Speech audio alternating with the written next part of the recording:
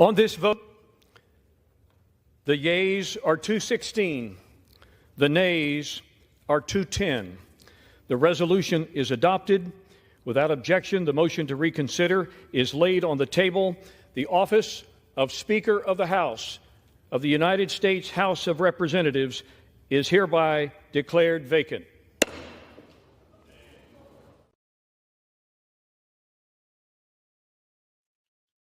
Hi, David Krayden here with another Take 5 Stand on Guard. Speaker Kevin McCarthy is out.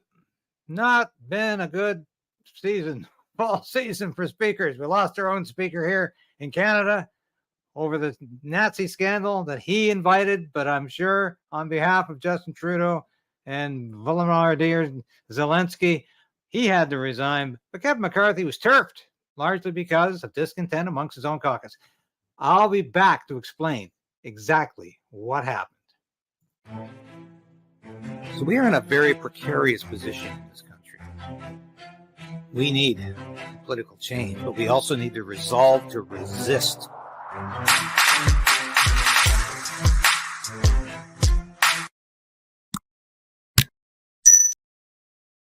Yeah, you saw that little ring the bell, subscribe. Please, I need your support. Thank you for so much support already. But please keep it coming. We've got to stay on the air to tell you what's actually happening. So ring that bell, subscribe, lend your financial support. You can start at the $5 level at YouTube, on Substack. It's davidkrayden.substack.com, or on Buy Me a Coffee. You can start at a $5 level. Obviously, we'd appreciate more, but you can start at that level. But please ring that bell so you get notifications of the next broadcast. You know it's coming, and we're going to beat Trudeau's censorship. We're going to focus on the United States today. A lot of you don't know, I worked for the Daily Caller for 5 years, and I did a lot of American news, and I've spent a lot of time in the States, so I'm very comfortable with American politics, and I'm very familiar with them. But what happened yesterday with the vacancy in the Speaker's chair was essentially something that's never happened before.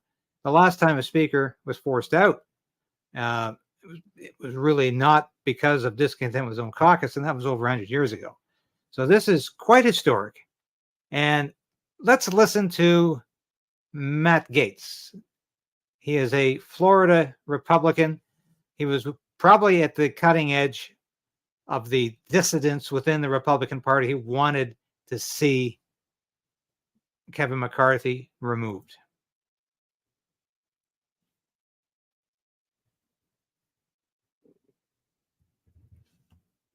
Your benefit alone? Is it to the benefit of you and to Donald Trump? It's the benefit of this country that we have a better Speaker of the House than Kevin McCarthy. Kevin McCarthy couldn't keep his word.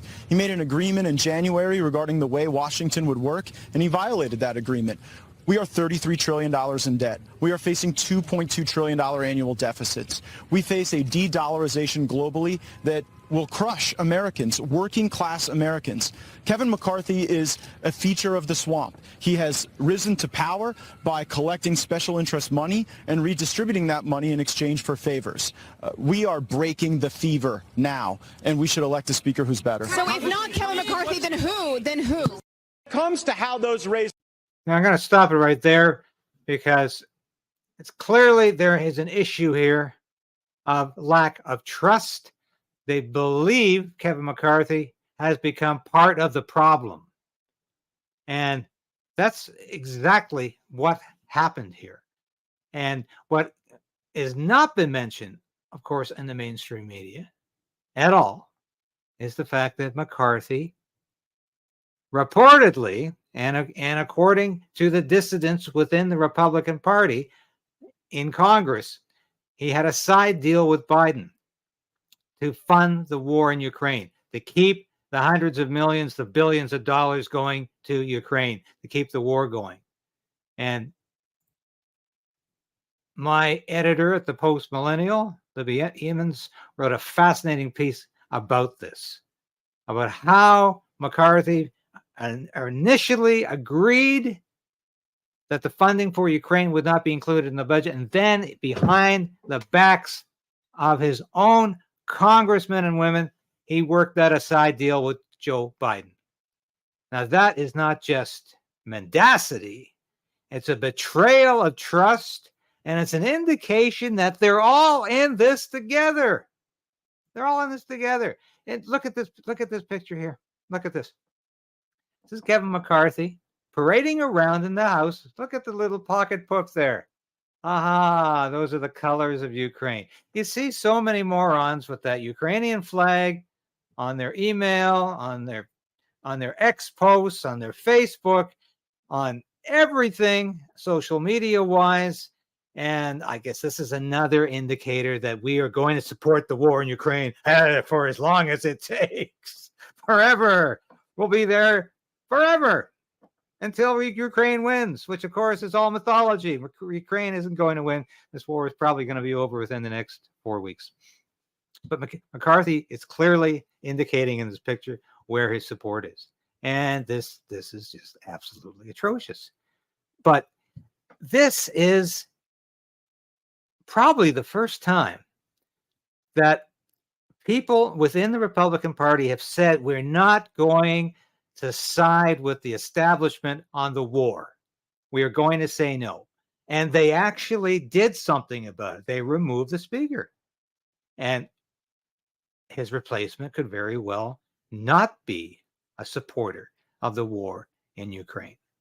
And let me tell you, all during the Vietnam War, there were plenty of left-wing Democrats opposed to that war, but they were unable or unwilling to shake up their party's leadership in a way that the Republicans just did in the United States. They were unable to remove the leadership in the Senate, which the Democrats controlled in those days, or the House, which the Democrats controlled in those days. And although arguably they helped to remove Lyndon Johnson as president, the guy who replaced him was Hubert Humphrey, who also supported the war in Vietnam. The United States only left under Richard Nixon, and they limped out of Vietnam when I suppose they figured they had no other option. But the Republicans this week have demonstrated that you can stand up to the rigid leadership, which is all walking in lockstep. And it's the same in Canada. The Conservative Party is marching in lockstep with the Trudeau government, the NDP, and the Bloc Québécois and the Green in this policy of supporting the war for as long as it takes. Keep giving them billions of dollars. Keep feeding this clown Zelensky every time he comes around with his pot. And this is incredibly destructive. And Poilievre is not fighting the financing of this war. He's not fighting for, I would argue, the majority of conservative supporters who say it's time to end this war before it becomes a nuclear catastrophe, because we can't even fund our own national defense. So we're giving it all to Ukraine. So why, I hope this can happen in Canada. We need to shake up the leadership of the Conservative Party to say enough of the war in Ukraine. And they've done that in the Republican Party, because believe me, they were all in the same boat here. So this is good news for democracy. Now, another what's more good news for democracy is something else Matt Gaetz said when they were arguing and debating about whether or not they should have a vote to remove the speaker yesterday. Just listen to this. I take no lecture on asking patriotic Americans to weigh in and contribute to this fight from those who would grovel and bend knee for the lobbyists and special interests who own our leadership, who have, boo all you want, who have hollowed out this town and have borrowed against the future of our future generations. I'll be happy to fund my political operation through the work of hardworking Americans, $10 and $20 and $30 at a time, and you all keep showing up at the lobbyist fundraisers and see how that goes for you. I reserve. Yeah, you hear the boos? And don't talk about the lobbying. Don't talk about the lobbyists. Don't talk about the military-industrial complex. that wants us to keep funding this war because they're making a lot of money off it, like they made off of Afghanistan, like they made off of Iraq, like they made off of Vietnam, like they make off every little proxy war that's going on, because they're making it from all directions. And believe me, you betcha, Boeing and McDonnell Douglas, Northrop Frye, all of these huge armaments manufacturers, they want the war to keep going, and they don't want you to know how much money they're putting in the coffers of senators and representatives every time they go up for re-election. And they don't want that to be known either. You hear those congressmen guffawing, "Don't talk about that, Matt. That's our secret." Well, thank God, you know, Gaetz sometimes is a grandstander, and I'm not writing the talking points for Gaetz, but he's right about this. He's right about this. And thank God he had the courage and the guts to say that yesterday. Yeah, he is going to go through hell in the next few weeks as the guy who is destroying the Republican Party, bringing it down. Why can't they focus their energies on Joe Biden and the liberal Democrats and on the overspending and The problem is the Republicans are supporting all of those things. So how can you have an effective opposition to Joe Biden in the Congress if your leadership is walking in the same policy direction as Joe Biden? And it's not just with Ukraine, it's with the spending as well, as Gaetz pointed out. Matt Gaetz is right about this. Anyway, I wanted to share my thoughts on this because I think it's an historic moment in American history.